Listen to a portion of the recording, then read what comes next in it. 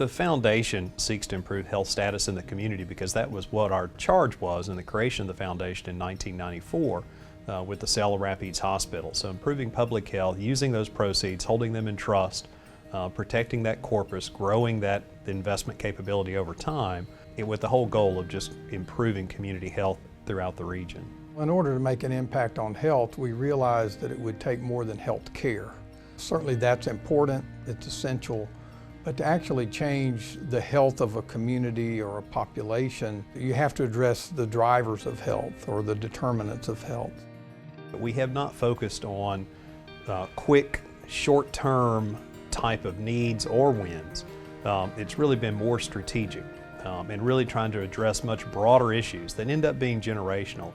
We have a structure for that in that we conduct community assessments where we try to understand the status of all of the drivers of health, and then to understand what the research and best knowledge says about what works to impact that. And then we look for partners that we can engage with and provide the resources to do those interventions in the community, and then we measure that, we evaluate that to learn from it as we go back through the cycle again to make better choices or to strengthen those programs. So the three broad categories are healthy people, education, and healthy communities that really govern our work. Healthy people addresses access to health care and healthy behaviors. Education, which is focused on really having more of our students graduate high school ready to go to that next level of career or education. And then healthy communities that addresses social and economic issues in the region. The foundation breaks its work down into some fairly broad areas. It's been very important for us to focus not on just the one single need of access to medicine or access to health care, but in that much broader sense of what brings quality of life and health to the population that lives in central Louisiana.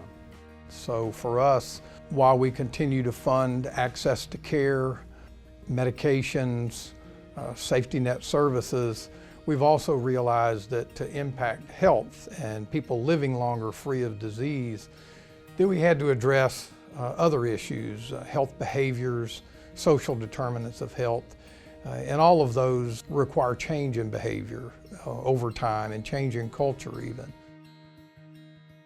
Our initial work in education always focused on the K-12 schools, but we've also realized that early childhood success and development and school readiness are essential to graduation. And so in 2018, we introduced Read to Soar, an early literacy program that works with parents and children to introduce the child at an earlier age to reading and to books. We've always known that the teacher is key to educational success, and we also know that math and math instruction are critical.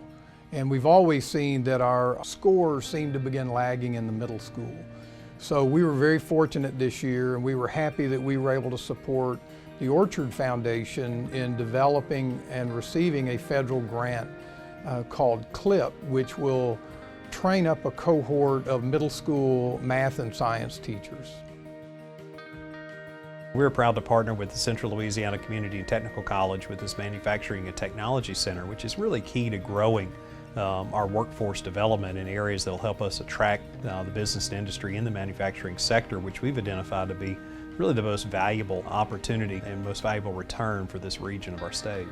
A new civic engagement strategy is our support of YVC clubs in the high schools, Youth Volunteer Corps.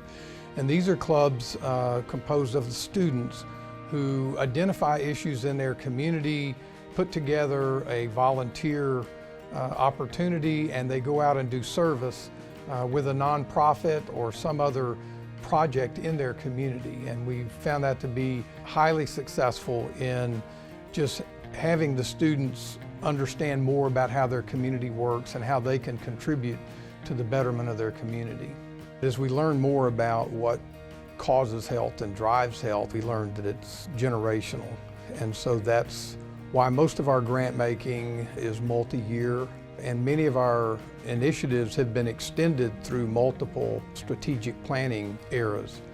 We encourage you to read our annual report to learn more about the work the Rapides Foundation is doing to make an impact on health in Central Louisiana.